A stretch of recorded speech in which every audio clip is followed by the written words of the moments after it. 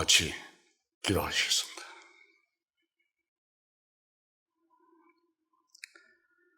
사랑과 긍휼하심 많으신 하나님 아버지의 은혜에 감사합니다. 죄 많고 어리석고 부족한 저희들에게 하나님의 크고 놀라운 사랑의 은혜를 깨닫게 해주시고 하나님의 자녀로 삼아 영생을 허락하여 주심 감사와 찬송을 드립니다. 오늘 이 시간도 하나님의 음성을 통한 구원의 복음을 알아보려고 합니다. 도와주시고 악한 마귀 틈타지 못하게 지켜주시옵소서. 모든 말씀 우리 주 예수 그리스도 이름으로 감사하며 기도드리옵나이다. 아멘. 성경 말씀 마태복음 5장 25절부터 26절까지 읽겠습니다. 너를 고발하는 자와 함께 길에 있을 때 급히 사화하라.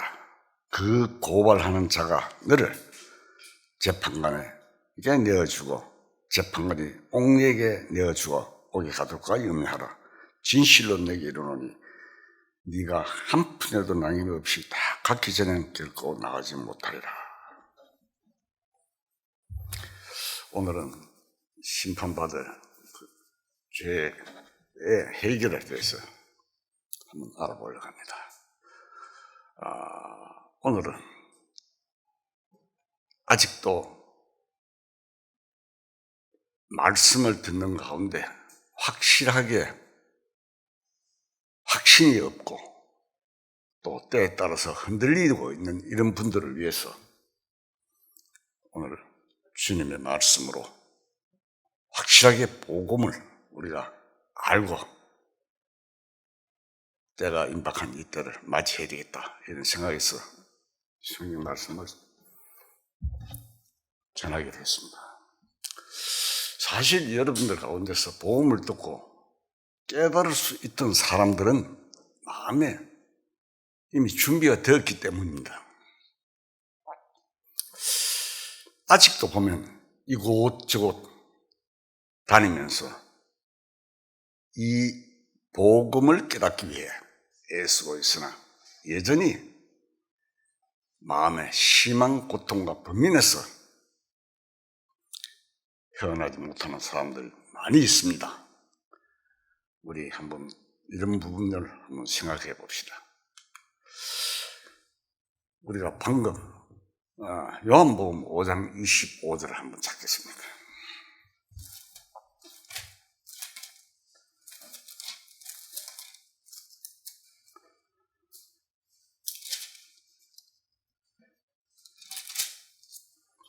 요한복음 5장 25절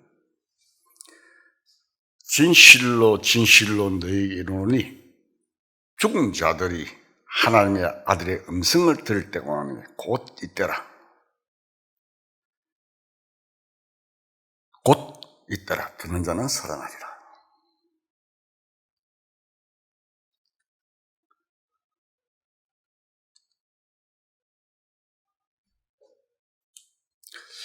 자, 여기서 우리가 자세하게 생각해야 됩니다. 죽은 자들이 하나님의 아들의 음성을 들을 때가 온다. 우리는 언제 어디에서 살고 있는가? 우리는 예수님이 이 세상에 오셨다가 가신 지 약 2000년 후인 오늘날에 살고 있습니다. 그러면 오늘날에 살고 있는 우리들이 하나님의 아들의 음성을 들을 수 있는 방법이 무엇일까요? 하나님의 아들의 음성을 들으면 산다고 하셨습니다. 분명히 성경 속에 모든 사람이 살 수 있는 방법이 무엇입니까? 하나님의 아들의 음성을 들으면 죽은 자는 삽니다. 죽은 자가 하나님의 아들의 음성을 들을 때가 오고 듣는 자는 살아난다. 듣는다는 말은 무엇을 어떻게 듣는다는 말인지 우리가 한번 생각해 봐야 됩니다.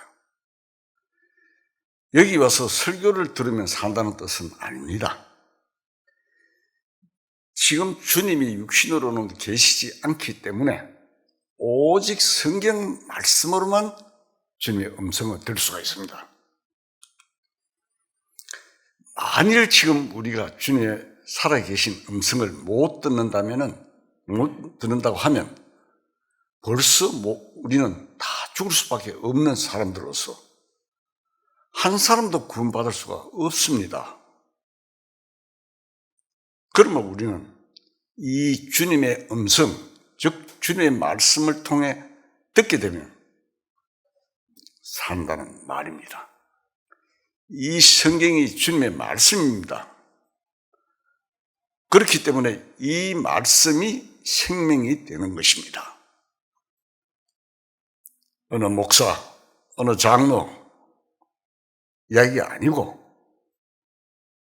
성경 말씀, 주님 말씀, 이 말씀이 생명이 되는 것입니다. 우리가 이 점을 마음 가운데 깊이 생각해야 합니다. 요한복음 5장 39절 찾겠습니다. 5장 39절. 너희가 성경에서 영생을 얻는 줄 생각하고 성경을 연구하거니와 이 성경이 곧 내게 대하여 증언하는 것이니라 라고 되어 있습니다. 이 가운데 영생이라는 말이 있습니다. 또 분명히 성경에서 영생을 얻는다고 되어 있습니다. 이것은 실제로 주님께서 말씀하시기 때문에 확실히 그렇게 됩니다. 성경 말씀은 그대로 의지하고 믿어버리면 되는 것입니다. 그런데 성경 말씀을 들으면서도 성경 말씀은 틀림없는 것인데도 우리가 전도할 때 제사함 받았습니까? 하고 물어보면 성경을 보면 제사함 받았는 것 같은데 아직 내 마음속의 기분은 그렇지 못합니다 라고 대답하는 분들이 많습니다. 성경은 그렇게 말했는데 내 마음이 그렇지 않다는 것입니다. 여러분들은 성경에서 영생을 얻는다고 했는데 그러면 성경을 여러분의 뜻대로 고쳐서 5장 39절을 한번 마음대로 한번 만들어 봅시다. 너희가 너희 기분대로 영생을 얻는 줄 생각하고 너희 기분을 상고하니라고 되어 있다는 믿으십니까? 찬송하다 보면 달교 오묘한 그 말씀, 생명의 말씀이라는 찬송이 있습니다. 기분이 갑자기 달라지는 것이 영생이 아닙니다. 성경에서 영생을 얻는다는 것을 잊어버리면 안 됩니다. 성경에서 영생을 얻기 때문에 성경을 떠나서는 영생을 얻을 길이 없습니다. 성경 말씀에서만 영생을 얻습니다. 성경이 곧 영생의 말씀입니다. 히브리서 8장을 찾겠습니다.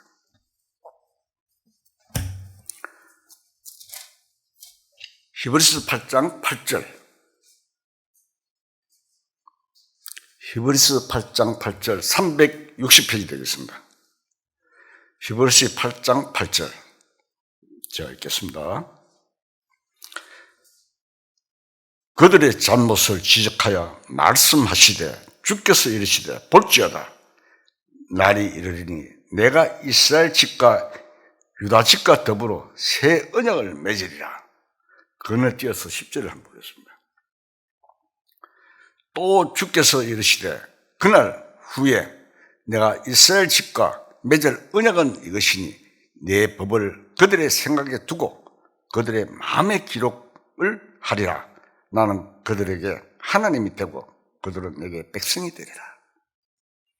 자, 여기 읽어보면 새 언약이 맺으렸겠죠. 8절에 새 언약. 새 언약이 무엇입니까? 언약이라는 말은 약속이라는 말이 아닙니까? 구약은 옛 언약이고 신약은 새 언약입니다. 오늘 우리가 분명히 구분해서 마음에 생각을 하셔야 됩니다. 내가 이스라엘 집과 유다 집과 더불어 새 언약을 맺으리라. 새 언약이란 하나님께서 신약 성경을 통해서 세상에 살고 있는 모든 사람들에게 주실 구원의 새 언약을 세우셨다는 말입니다. 그러므로 우리 지금 할 일이란 오직 하나님의 약속을 믿는 것뿐입니다. 나는 죄인이고 죄 중에 살아왔지만 하나님께서 나에게 하신 약속을 믿고 구원을 받게 되는 것입니다.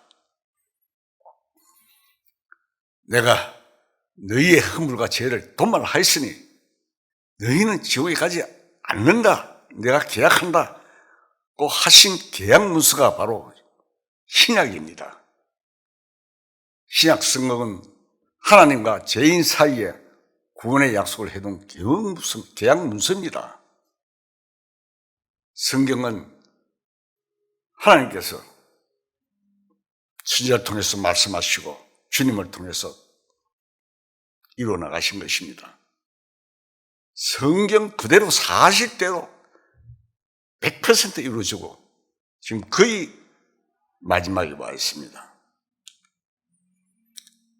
여러분, 신약 성경은 구원을 약속한 계약 증서를 말합니다.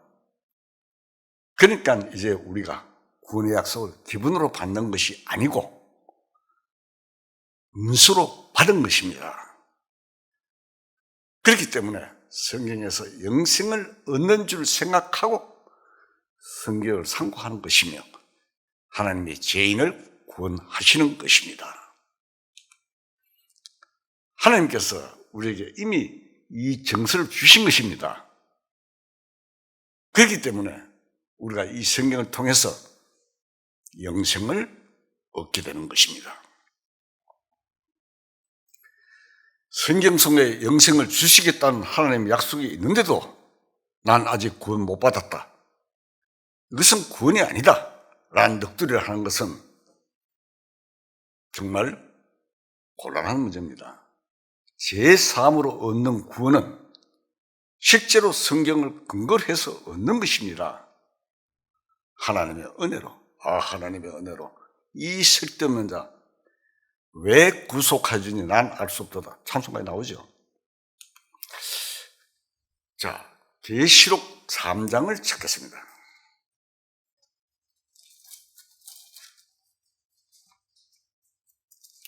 계시록 3장 20절. 계시록 3장 20절. 제가 읽겠습니다. 볼지어다 내가 문 밖에 서서 두드리노니 누구든지 내 음성을 듣고 문을 열면 내가 그에게로 들어가 그와 더불어 먹고 그는 나와 더불어 먹으리라.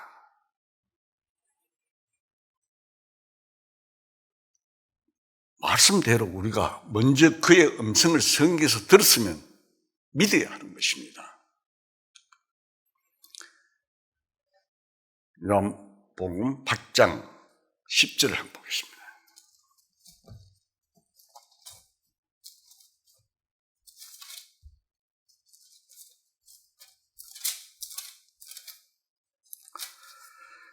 요한복음 8장 10절에서 11절까지 제가 읽겠습니다. 요한복음 8장 10절에서 11절. 예수께서 일어나사 여자 외에 아무도 없는 것을 보시고 이르시되 여자여 너를 고발하던 그들이 어디 있느냐? 너를 정죄한 자가 없느냐?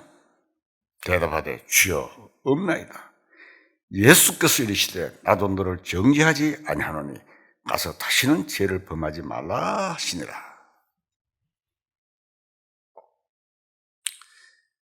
가늠하다 현장에서 잡힌 여인에게 여자여 너를 고발하는 그들이 어디 있느냐? 너를 정죄한 자가 없느냐 물으실 때 그 여자는 주여 없나이다 한 말은 그 여자에게 참 다행스러운 답변이었습니다. 하나님께서 나의 구원 되시오니 내게 정죄함 없겠네. 그런 찬송이 있잖아요. 찬송을 보면 내 죄 사함 받고서 예수를 안 뒤에 나의 모든 것이 변해.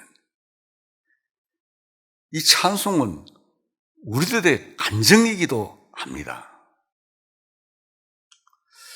그 여자가 예수님께 끌려온 후 너를 정죄하는 자가 없느냐 했을 때 죄가 없어졌습니다. 그 여자가 예수님을 믿을 때 나도 너를 정죄하지 않는다 하신 주님의 말씀 속에 그 여자의 죄는 다 풀어져 버리고 말았습니다. 그런데 가나마다 현장에서 잡힌 여자는 다름 아닌 여기 있는 우리들입니다. 여러분들이 육신적으로 간음을 범했다고 말하는 것은 아닙니다. 간음은 말씀 속에 보면 세상을 하나님보다 마음에 더 사랑하면 그것이 곧 간음입니다. 물질을 사랑하는 것도 간음이고 사람을 사랑하는 것도 간음입니다. 하나님은 질투하시는 하나님이십니다. 그렇기 때문에 하나님보다 더 사랑하는 모든 것은 하나님이 보실 때 간음 행위인 것입니다. 그러나 이러한 죄인들에게 주님께서 하신 말씀이 무엇인지 알아야 합니다. 그리고 주님께서 나에게 뭐라고 말씀하셨는가? 나의 간음 사실을 주님께서 오늘날 뭐라고 말씀하셨는가를 깊이 한번 생각해 봐야 합니다. 우리는 율법이 우리에게 고소하는 사실은 잘 받아들이지만 주님께서 친히 우리에게 해주신 말씀에 대해서는 정말 무지합니다. 우리가 과거에 율법 안에서 꼼짝달싹 못하고 쩔쩔매고 있을 때 율법은 나를 공격하고 공박하고 죄인이라고 멸시하고 압박했습니다. 그러나 이제 우리는 그 율법 아래 살 것이 아니라 주님께서 친히 말씀하신 나도 너를 정죄하지 않는다는 음성을 들어야 하는 것이 제일 중요한 문제입니다. 그러면 용서하신다는 주님의 음성을 듣긴 들어야 하는데 어디서 어떻게 듣느냐 하는 것이 또 다른 문제입니다. 이 어려운 문제의 답이 바로 성경에 있습니다. 히브리서 9장을 찾겠습니다.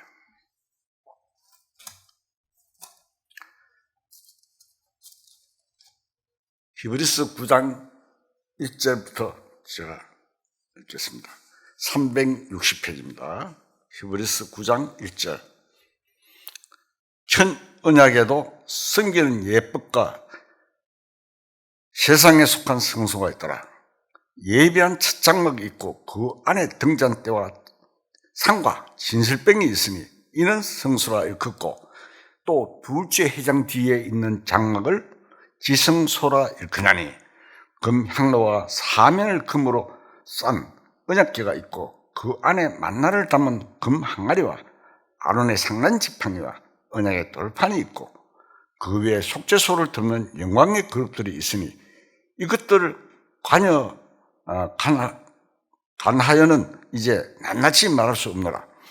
이 모든 것을 이같이 예비하였으니 제사장들이 항상 첫 장막에 들어가 섬기는 예식을 행하고 오직 둘째 장막은 대제사장이 홀로 1년에 한 번 들어가되 자기가 백성의 허물을 위하여 드리는 피 없이는 아니하나니 성령이 이로써 보이는 것은 첫 장막이 서 있을 동안에는 성소에 들어가는 길이 아직 나타나지 아니한 것이라. 이 장막은 현재까지의 비운이 이에 따라 드리는 예물과 제사는 섬기는 자를 그 양심상에 온전하게 할 수 없나니. 자, 말씀 속에 제사법이 나왔습니다.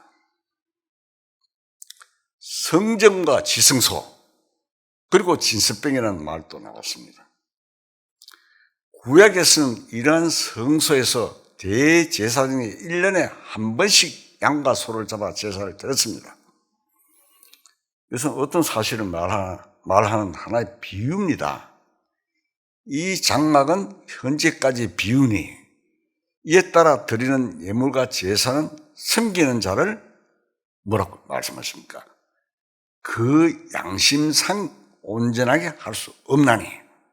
구절에 보면 그렇게 기록되어 있죠. 이는 양심상으로 온전하게 되어야 한다는 것입니다.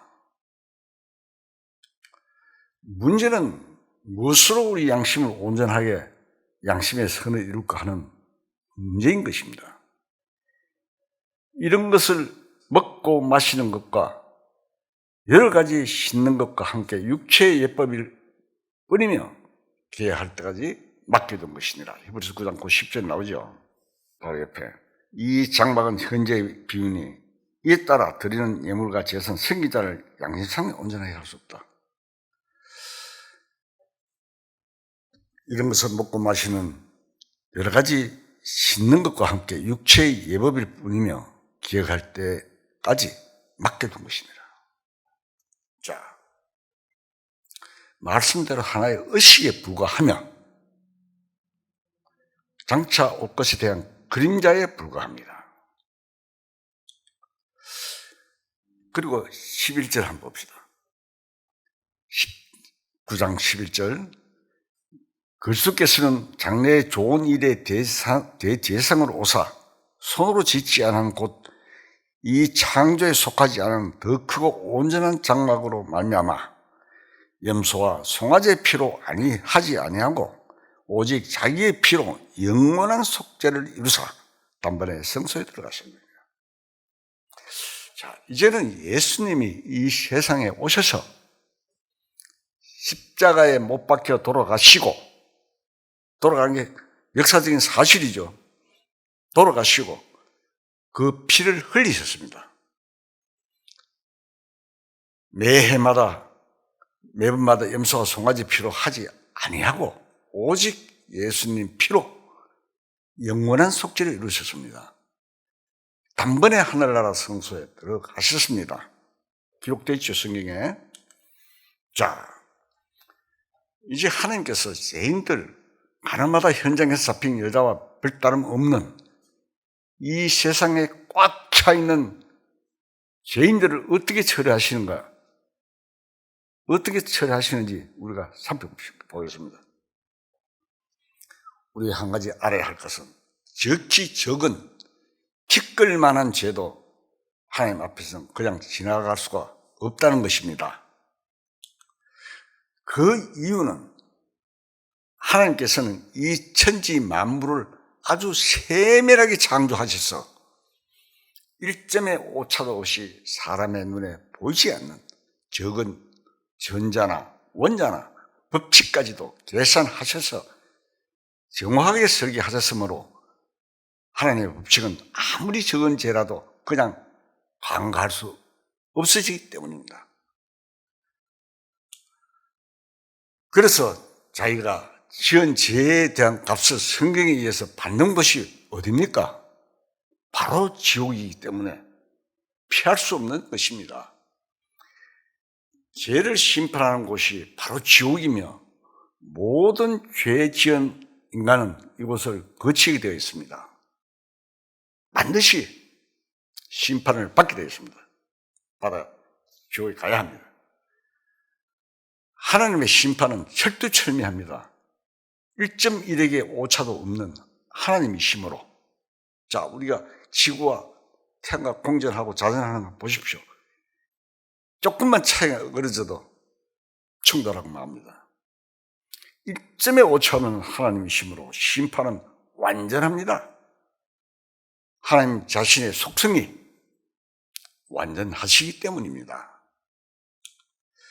사람들이 잘못을 용서하는 식으로 하나님은 심판하지 않으십니다. 재판관은 재판받은 죄수와의 개인적인 아무 관계가 사실은 없습니다. 그렇기 때문에 냉정하게 객관적으로 질문하면서 그 죄의 여부를 가려 언론을 내립니다. 하나님은 인간의 재판과는 좀 다릅니다. 그 이유는 사람이 만일 죄를 지으면 그 국가의 법에 의해서 다스려지지만 하나님 앞에서는 그렇지 않습니다. 이 세상에 있는 모든 사람들의 죄는 하나님 앞에 지은 죄입니다. 뭔지 알아야 됩니다. 가늠하지 말라는 하나님 법을 깨트렸던, 살인하지 말라 계명을 어겼던 하나님의 말씀, 하나님의 계명을 어긴 그것이 바로 죄입니다. 하나님의 법에 실패했기 때문에 하나님 앞에 죄인이어서 하나님은 그를 그 양만큼 다스리는 것입니다. 그렇기 때문에 직접 하나님 앞에 사람이 죄를 지어 멸망받고 지옥에 가는 것보다 더 큰 문제는 하나님의 성격입니다. 죄를 간과하지 못하심으로, 간과한다는 말은 대충 그냥 적당히 넘어가는 것, 죄에 대한 진노를 풀어야 하는데 그 방법이 하나님 자신에게도 문제가 되는 것입니다. 왜? 완전한 분이시기 때문에 거룩하시고. 진노를 해결하고 난 후에 한편으로는 죄인을 용서해야 하는 성격이시기 때문입니다. 그것이 큰 문제였던 것입니다. 그래서 하나님이 연구하셔서 내놓으신 방법은 그 아들 예수 그리스도를 세상에 보내셔서 세상 모든 사람의 죄를 다 그에게 지우게 하신 것입니다. 요한복음 1장을 찾겠습니다.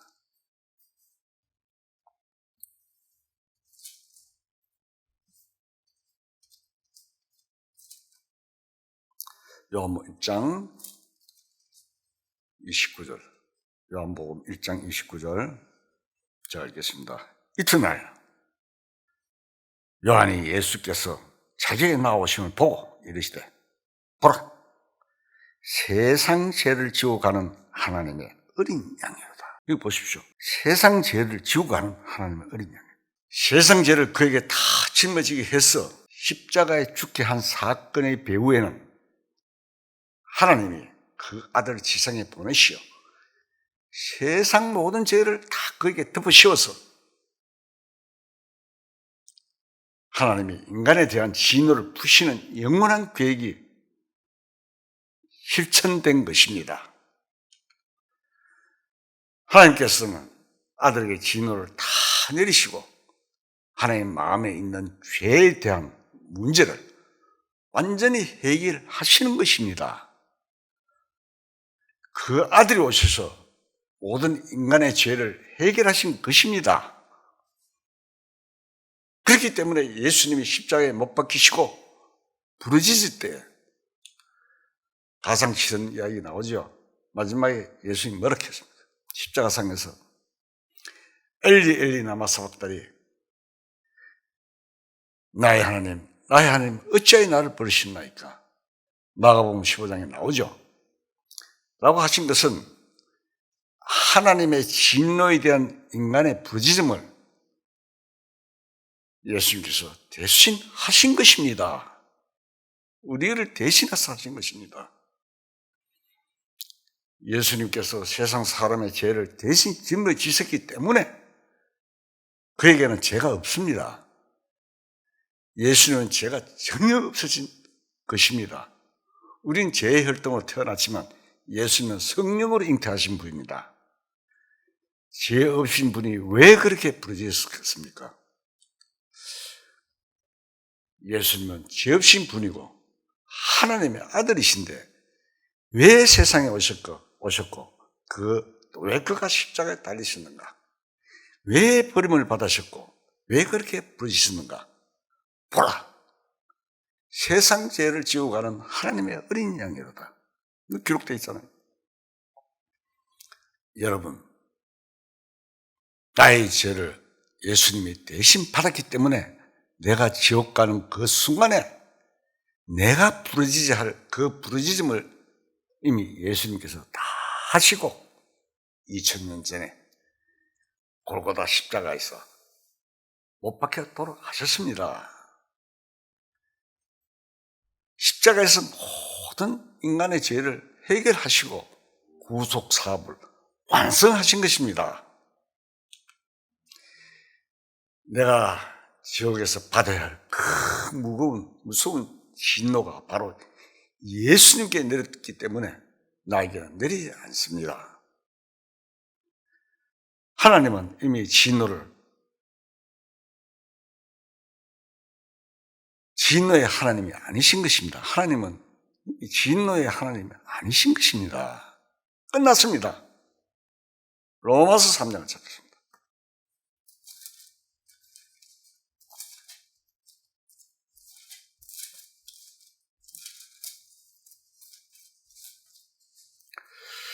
로마서 3장 21절.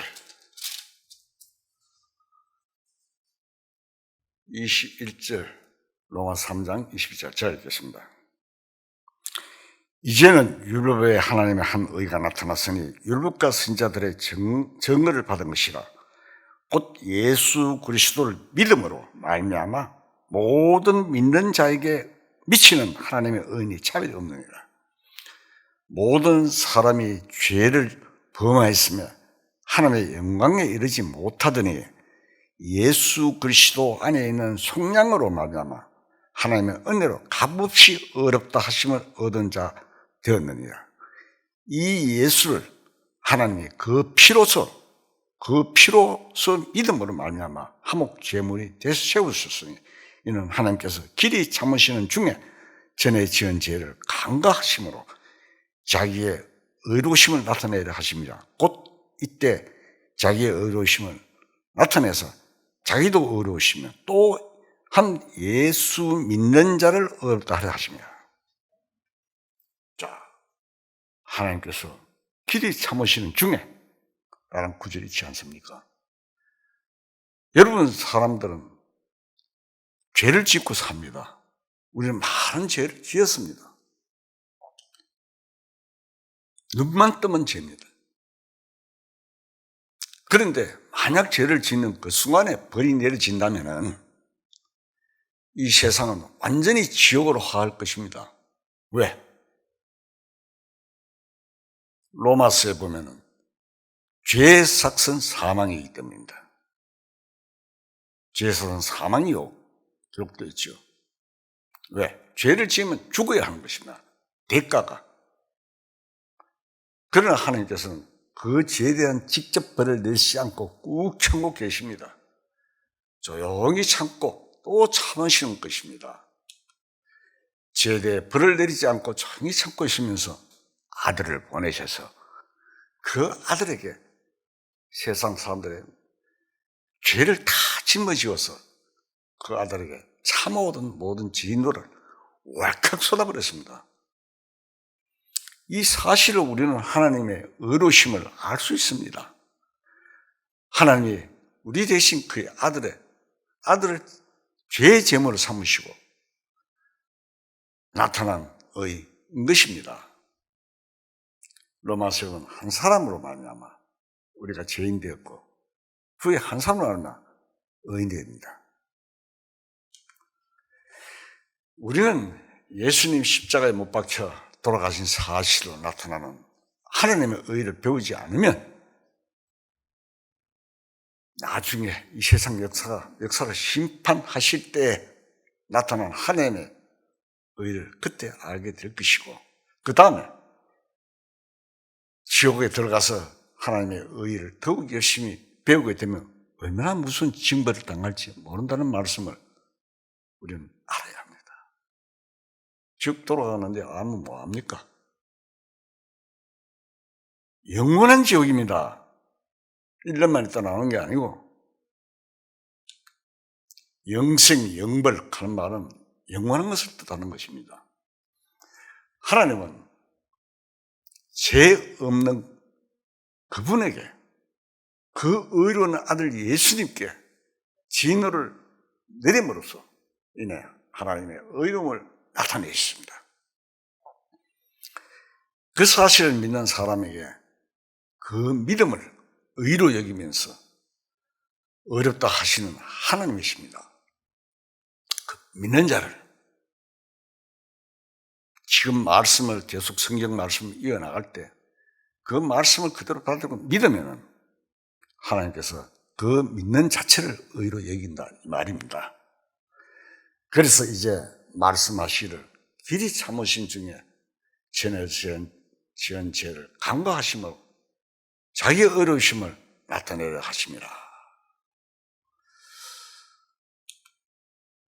자, 이렇게 해서 의로우심을 나타내시고 예수님께 죄에 대한 지를 다 풀어버리시고 난 후에 그 아들이 희생당하신 사실로 인해 이 세상에 살고 있는 모든 인생들에게 그 이상 진노를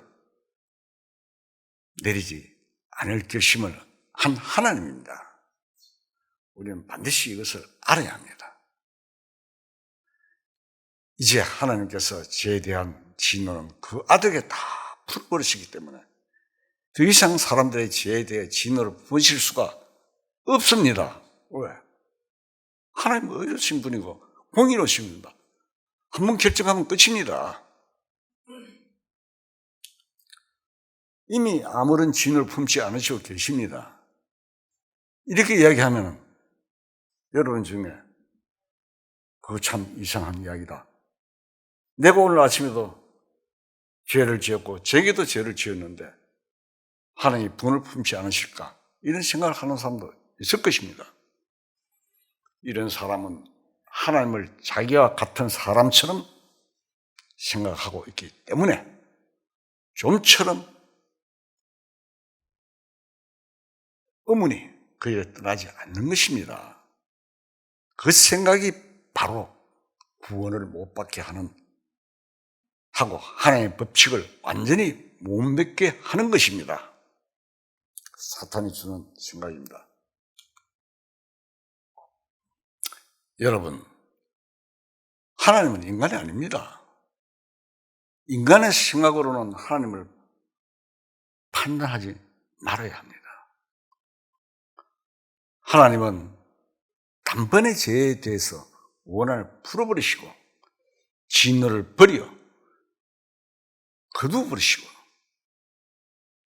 용서의 문을 활짝 여신 것입니다. 이것이 바로 하나님의 사랑인 것입니다. 이제 하나님의 의는 다 이루어지고 남은 것은 오직 사랑인 것입니다. 2000년 전에 이미 예수님이 십자가에 못 박혀 돌아가시고 세상 모든 사람이 어떤 죄를 지었던 이유 없이 하나님께서 완전히 다 용서하셨습니다.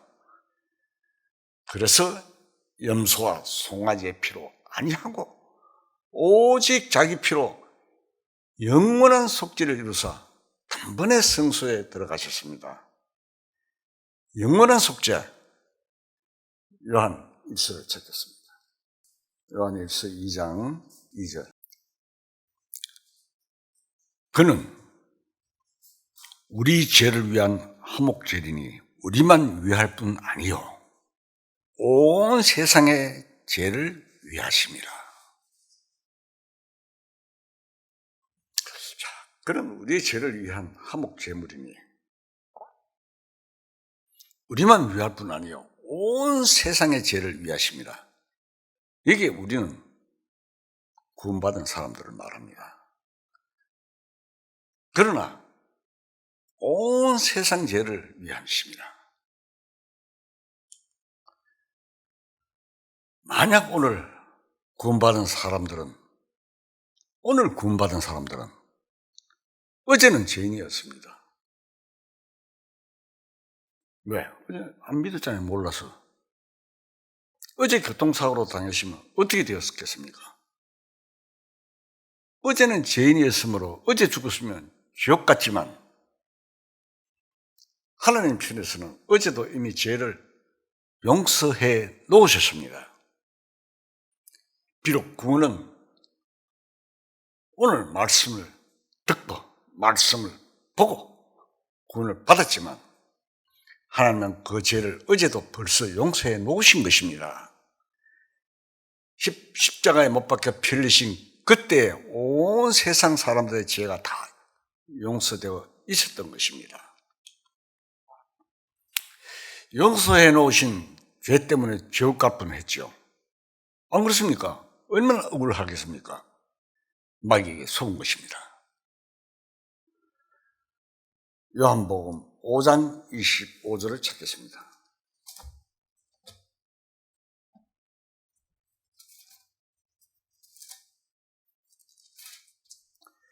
요한복음 5장 25절. 자, 읽겠습니다. 진실로 진실로 너희에게 이르노니 죽은 자들이 하나님의 아들의 음성을 들을 때가 오라니 곧 있더라. 듣는 자는 살아나리라. 이 하나님 말씀입니다. 주님께서 하신 말씀입니다. 진실로 진실로 너희에게 이르노니 강조를 했잖아요. 죽은 자들이 하나님의 아들의 음성을 들을 때 오라니 곧 있더라 사네. 성경 말씀 이제 아들의 음성을 듣는 거예요. 이제 보신 분은 죄는 용서되었습니다. 용서해 놓으셨습니다. 하나님께서 2000년 전에 다 해놓은 것입니다. 그 음성, 그 말을 듣는 자는 살아나는 것입니다. 그 소식을 듣는 날 사는 것입니다.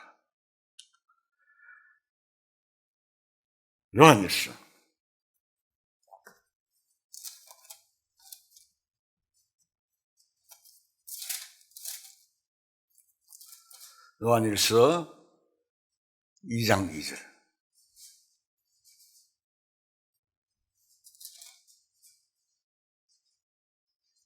자, 읽겠습니다. 그는 우리 죄를 위한 화목 제물이니. 성경을 자세히 보십시오. 화목 제물이니 우리만 위할 뿐 아니요 온 세상을 위하시며. 자, 계속 강조해서 제가 읽어드리는 겁니다. 우리를 온 세상 사람으로 바꾸면 지금이라도 구원받을 수 있을 것입니다. 이미 2000년 전에 예수님이 십자가 못 박혀 돌아가신 것은 온 세상 사람들의 죄를 위하여 돌아가시기 때문에 그 사람에게 내일 이루어진 것이지 주님이 내일 그 사람을 위해 죽으신 것은 아니잖아요. 그렇기 때문에 예수님께서 한 번 십자가에 흘린 피로 온 세상 사람들의 죄가 하나님께는 다 용서되어 있는 것입니다. 하나님의 마음에는 이미 용서되어 있습니다. 하나님께서 이미 그 아들에게 죄를 다 담당시키고 하나님의 진노를 다 풀어버렸기 때문에 어떤 죄를 지어서도 하나님과는 이제 아무런 상관이 없습니다. 이 사실을 사람들은 마음에 믿기만 하면 됩니다.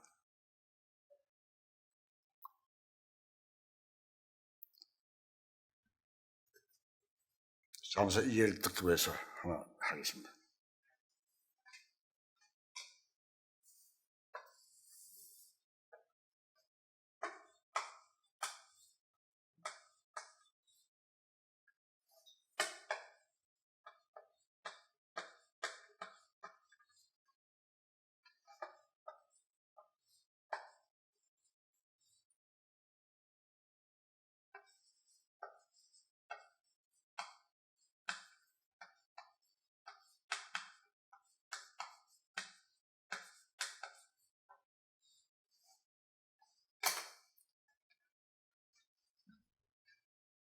자, 여기 기록된 대로 영원한 속죄라 하는 것은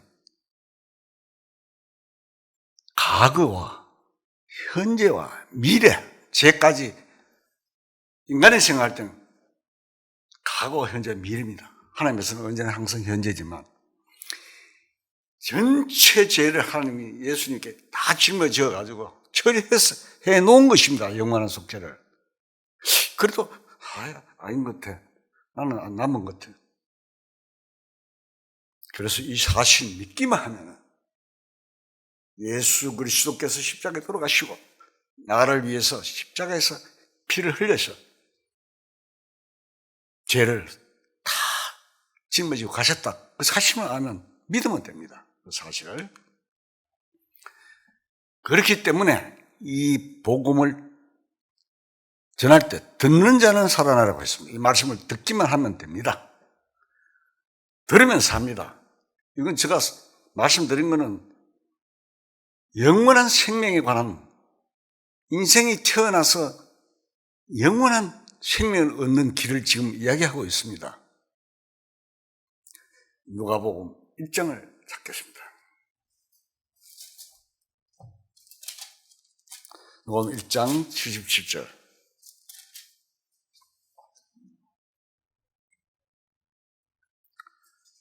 누가복음 1장 70절 읽겠습니다.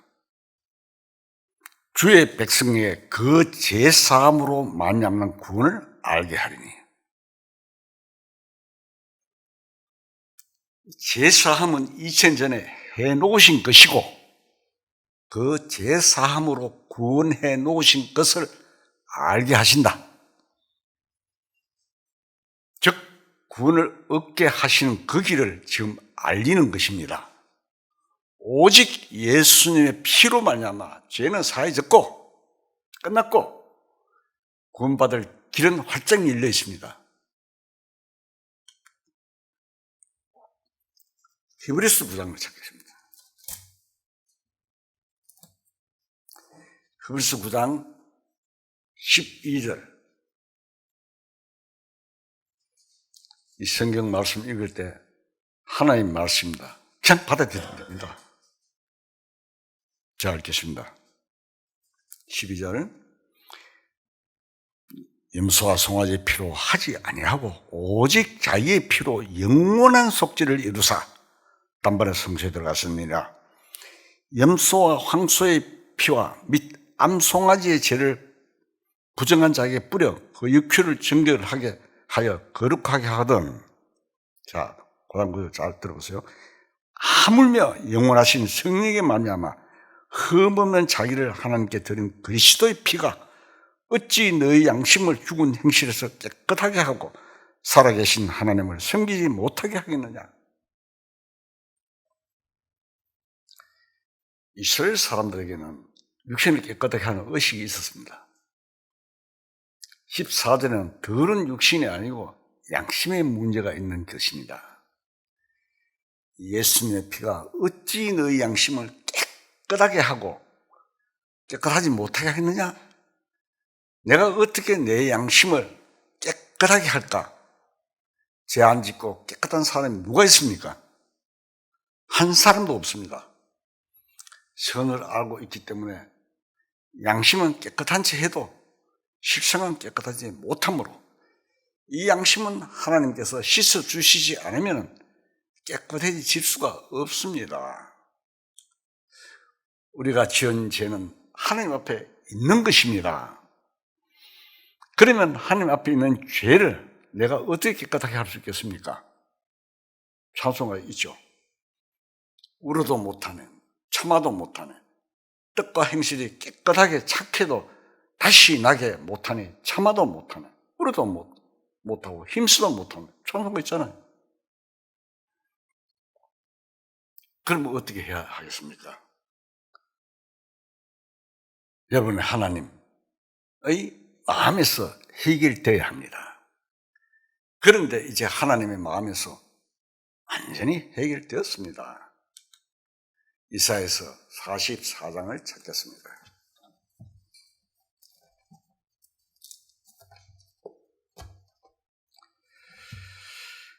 이사야서 44장 22절. 이사야서 43장 22절 저 읽겠습니다.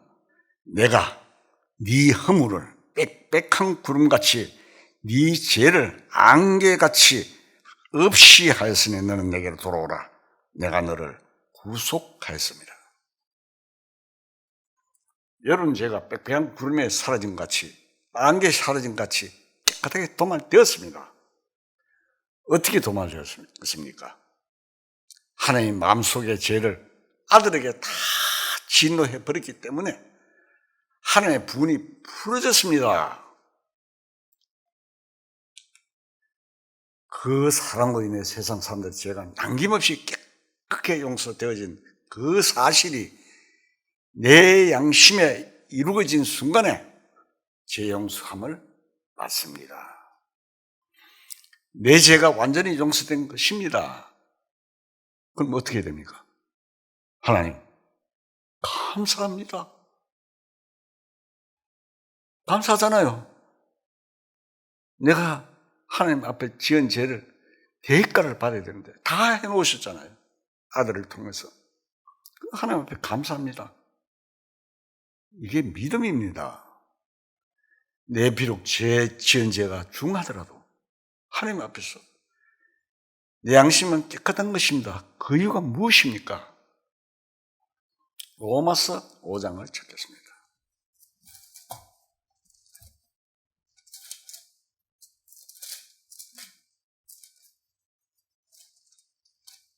로마서 5장 8절. 로마서 5장 8절. 244페이지. 로마서 5장 8절. 제가 읽겠습니다. 우리가 아직 죄인 되었을 때 그리스도께서 우리를 위하여 죽으심으로 하나님께서 우리에 대한 자기의 사랑을 확정하셨느니라. 우리가 아직 되었을 때 상태, 즉 거듭나기 전에 예수 그리스도께서 죽으셨다는 것은 그가 우리를 사랑하셔서 우리의 죄를 용서해 주셨다는 확증입니다.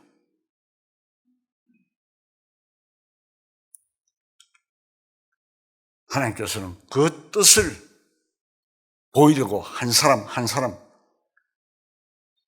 귀에다 대고 하나님의 말씀 일일이 들려주신 것이 아니고 한 사건을 일으켰습니다.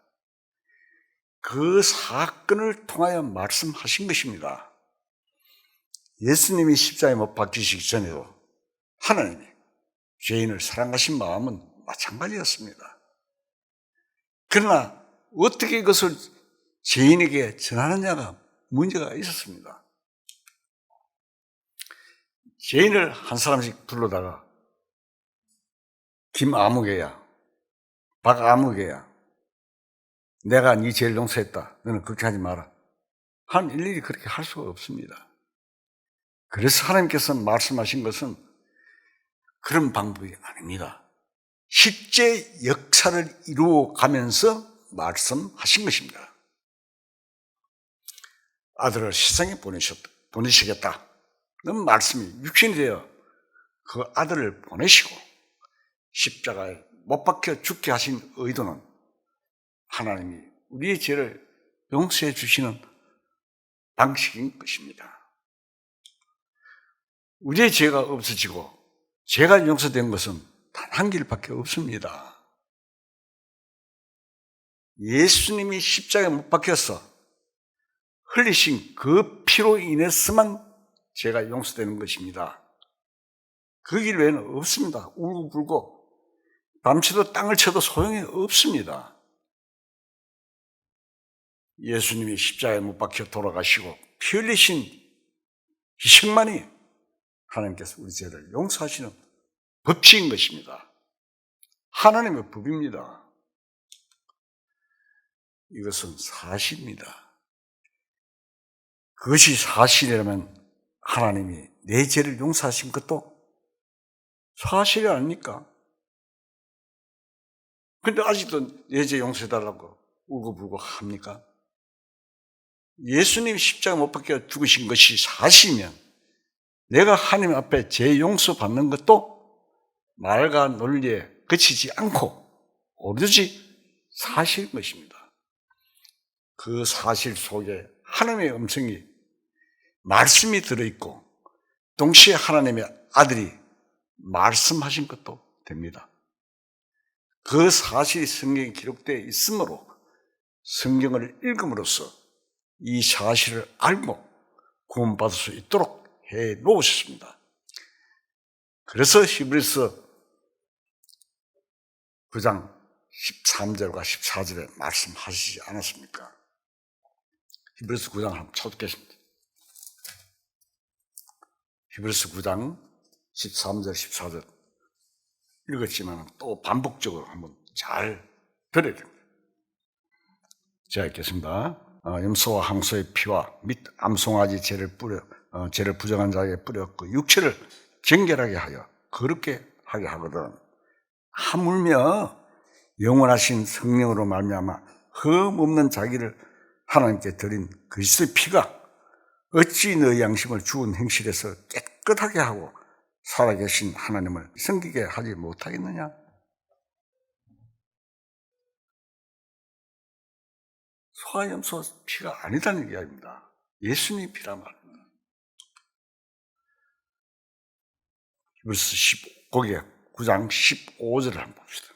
이로 말미암아 그는 새 언약의 중보자이시니 그는 첫 언약 때 범한 죄에서 속량하시려고 죽으사 부르심의 변자로 하여금 영원한 기업의 약속을 얻게 하려 하십니다. 유언은 유언자가 죽어야 되나니 유언은 그 사람이 죽은 후에야 유언한 자가 살아있으면 있는 동안 효력이 없느니라. 그러므로 첫 언약도 피 없이 세운 것이 아니니 모세가 율법대로 모든 계명을 온 백성에 말한 후에 송아지와 염소의 피 및 물과 붉은 양털과 웃을 졸차여 그 둘말에 온 백성에 뿌리며 그 첫 언약대로 피 없이 세운 것이 아니다.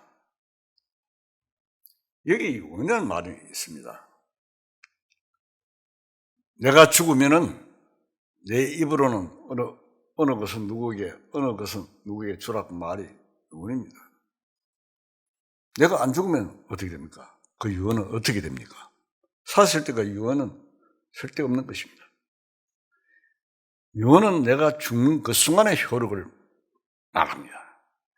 왜냐하면 죽은 사람이 다시 살아나서 고치기 전에는 절대로 고칠 수가 없습니다. 유언은. 예수님께서 제자들과 함께 떡을 잡수실 때 떡을 떼어 주시면 이것을 받아 먹어라. 최후의 만찬 때 예수님 말씀하셨죠. 이것을 받아 먹어라. 이것은 너희를 위하는 내 몸이다. 또 포도주를 나눠주시면서 이것을 마시라. 이것은 모든 사람의 죄사함을 위해 흘린 나의 피다. 내가 이 세상 죄를 사하기 위해서 피를 흘릴 것이다. 이렇게 제자들한테 이야기를 했습니다. 그리고 예수님은 실제로 십자가에 못 박혀 피를 흘리고 죽으셨습니다. 예수님이 말씀하신 그 피로 인해 우리의 죄가 용서되지 않았다면 죄의 용서가 있을 수 있었겠습니까? 예수님이 이미 돌아가셨고 다시 약속대로 살아나셨습니다. 예수님이 다시 살아나시지 않았다면 죄 용서를 해주신 것이 아닙니다. 예수님 우리의 죄를 위해 당신의 피를 흘리신다고 유언을 하셨고 그대로 죽으셨고 피를 흘리셔서 하나님 앞에 용서되도록 한 사실이 우리에게 이루어지도록 다시 살아나셨습니다. 성전에서 보면은 양들과 소를 잡는 곳이 있습니다. 그리고 속죄소가 있고 그 다음에 성전하는 휘장이 있고 잡은 짐승이 피를 가지고 지성소 안으로 들어갑니다. 피를 가지고 지성소 안으로 들어가는 것은 하나님을 승인하는 상징을 되어 있습니다. 예수님이 십자가에 못 박혀 죽으시고 부활 승천하셨는데 부활 승천의 의미는 죽음의 권세에서 벗어나 세상 죄를 지고 가는 하나님의 어린 양이 되시고 부활하신 제사장이 되셨다는 뜻입니다. 그 다음에 제사장이 자기의 죄를 가지고 하나님 앞에 보이려고 들어갔습니다. 예수님이 십자가에서 흘리신 피는 성소 안에 계시는 하나님 아버지가 죄를 보시지 못하도록 예수님 피의 장막을 중간에 치신 것입니다. 그래서 이사야서 59장에 보면 우리의 죄가 하나님 앞에 얼굴을 가리고 있다 이렇게 했습니다. 우리가 알아야 할 일은 하나님께서 예수님을 통해 우리 죄를 다 덮어놓으십니다. 더러운 것이 다 깨끗해졌습니다. 우리가 하나님 앞에 지성으로 들어갈 수 있는 도구는 무엇이겠습니까? 당신의 아들의 피로 말미암아 하나님 앞에 깨끗해졌습니다. 하나님 앞에 우리의 죄가 도말되었습니다. 도말이라는 것은 더러운 벽에 벽지로가 바르는 것 같이 없었다 이 말입니다. 덮으셨. 아직까지 여러분들 가운데는 죄가 사해졌다고 하지만 아직 내 속에 죄가 있는데 하고 자신을 들여다보는 사람도 있을 겁니다. 그러나 하나님의 마음속에는 내 죄가 이미 깨끗해져 있습니다. 그래서 하나님께서 만족하시고 즐거워하시며 모든 진노를 푸시고 우리를 향해 인생들아 내가 내게 네 죄를 다 도말하고 내 마음에 하나님 마음에 네 죄를 기억하지 않는다. 다 깨끗하게 되었으니 이제 돌아오라. 내가 내 허물을 빽빽한 구름 사라진 같이 내 죄를 도말하시니 다 이제 돌아오라. 우리 죄가 없었기 때문에 하나님이 기억하지 않으신다는 것입니다. 우리는 아직도 죄를 짓지만 그 죄가 이제는 하나님 앞에 올라갈 수 없습니다. 하나님이 기억하실 수 없습니다. 왜? 죄를 사해 놓으셨으므로 다시 죄를 위하여 제사 드릴 것이 없습니다. 이제 죄 때문에 하나님 앞에 용서해 주십시오 할 필요가 없습니다. 그렇기 때문에 이사야서 43장에 보면 나는 나를 위하여 네 허물을 도말한다니 내 죄를 기억하지 아니하리라고 말씀하신 것입니다. 하나님이 우리를 사랑하시는 그 지극한 사랑 때문에 우리를 용서하신 것입니다. 하나님 자신을 위하여 우리를 용서하신 것입니다. 나는 나를 위하여 네 죄를 기억지 않는다고 하시지 않았습니까? 이 사실이 비밀로 감춰져 있기 때문에 오늘날 많은 기독교인들은 자기를 들여다볼 때 스스로 마음이 짓눌려 하나님의 마음을 이해할 줄 모릅니다.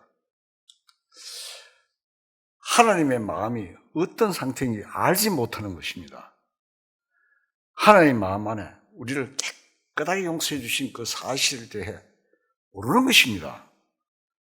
하나님을 믿어야 하는데 자기 마음의 죄 때문에 밤낮 울부짖는 사람은 하나님 앞에 자기 마음을 이 죄스러운 마음을 달리기 위해 그 은혜를 잊어야 할 것입니다. 알아야 할 것입니다. 그 은혜를 알아야 할 것입니다.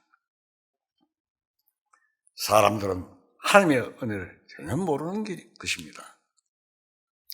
사도 요한은 죄를 범치 않기 위해 라고 했지만 이 죄는 물론 사망에 이르는 죄는 아닙니다. 요한 1서에 나옵니다.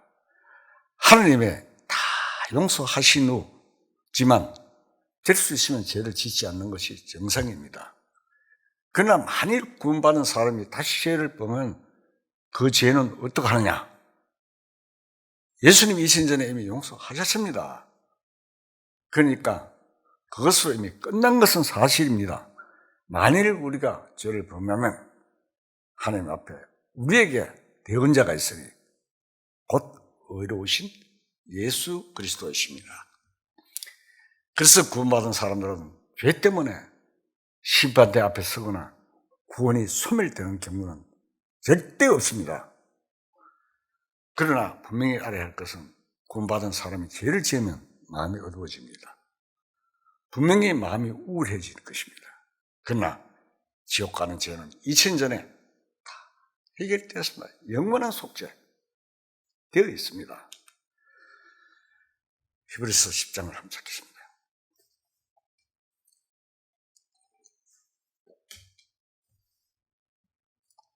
10장 26절.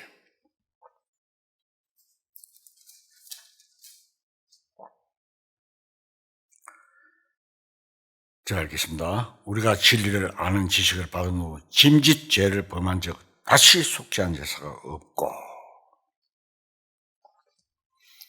우리가 진리를 아는 지식을 받은 후 짐짓 죄를 범한 적 다시 속죄한 제사가 없고, 진리를 아는 지식을 받은 후에 죄를 범한다는 말은 무엇을 두고 말합니까? 십자가의 도의 진리를 듣고도 마음에 믿지 않고 무시하는 죄입니다. 이런 사람은 모르고 지옥 가는 사람보다 몇 배나 죄가 더 큰 것입니다. 10장 27절을 한번 봅시다. 10장 27절 히브리서 10장 27절 오직 무슨 마음으로 심판을 기다리는 것과 대적하는 자를 태울 맹렬한 불만 있으리라. 모세의 법을 폐한 자도 두세 증인으로 말미암아 불쌍히 죽음을 받지 못하고 죽거든. 하물며 하나님의 아들을 짓밟고 자기를 거룩하게 한 언약의 피를 부정한 것을 여기고 은혜의 성령을 욕되게 하는 자가 당연히 받을 형벌은 얼마나 더 무겁겠느냐, 너희는 생각하라. 이것이 하나님께 가장 큰 대적이 되는 것입니다. 지옥에는 십자가의 진리를 듣고도 구원 못 받은 사람이 훨씬 더 많을 것입니다. 우리가 그렇게 돼서는 안 됩니다. 그래서 이 성경 말씀대로 하나님께서 우리에게 약속해 주신 새 언약 계약서를 그대로 마음에 간직하고 있으면 됩니다. 다 같이 기도하시겠습니다.